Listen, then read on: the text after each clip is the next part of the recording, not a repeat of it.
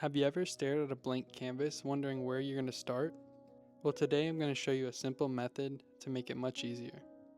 When a painting has a lot going on, it can be overwhelming at first.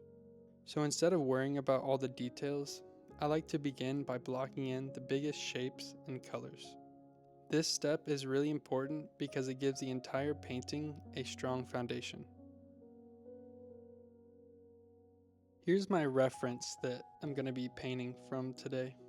It's a picture I took at my local park. As you can see, we have a lot of elements going on in this reference. There's distant trees, a big building, a mid-ground with bright foliage and flowers, a big bridge to our right, and a road and guardrails in our foreground. So to start a painting like this, I think it's important that you get a basic sketch down first. I'm not trying to get any major details when I do this.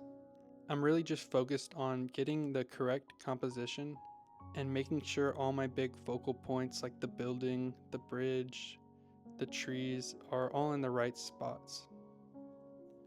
And doing this will give us a guide to make it easier to paint our block in.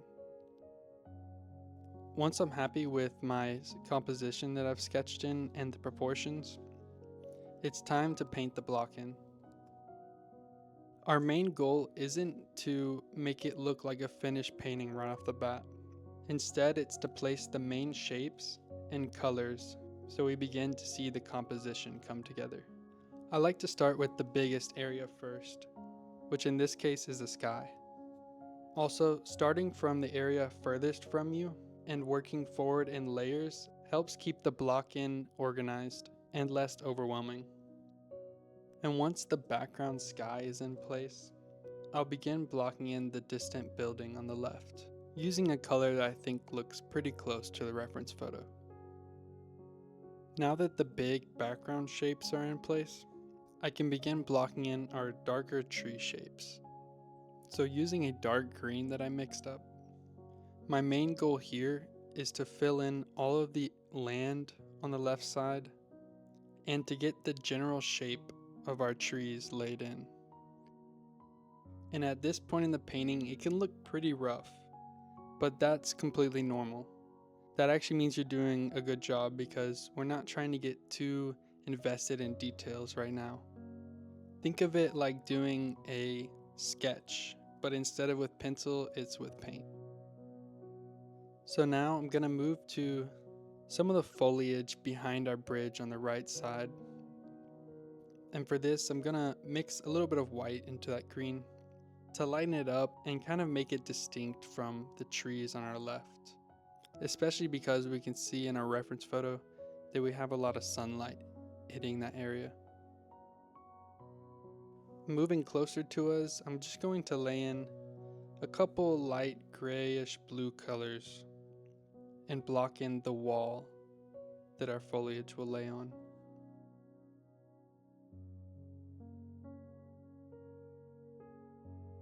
And for my foreground, instead of just doing one big color across the whole bottom, I'm gonna focus on getting the values close to my reference photo.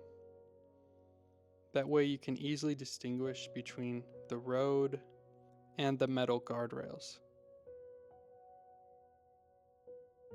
And moving towards the final stages of our block-in, I'm going to add some lighter greens to block in that mid-ground foliage that we see on the wall and behind the bridge a bit. And now for the last big element in this painting, which is the bridge, I strategically left it last because it's going to overlap all of our foliage and part of our sky. And the main thing here is now that we've painted over all of our pencil marks, I'm just going to use thin paint to sketch my proportion of this bridge first before I go in with thicker paint. And once I'm happy that I have the correct shape and placement of the bridge, I'll start to finish blocking in while looking at my reference photo. And now that everything is placed and there's paint covering all of the canvas, you can see how it already starts to make sense. And from here we can start to refine shapes and add detail. But having this foundation is really important to begin doing that. If you're learning acrylic painting, mastering this step will help in every painting you start, because in acrylic painting, having base layers and layering is how you get that beautiful detail. In my next video, I'm going to continue this painting and show you the next steps that I'm going to take to turn this block-in phase into a detailed, beautiful painting. If this video helped you out, please consider subscribing and giving it a like. Thank you so much for watching, and I hope to see you in the next one. As always, peaceful painting.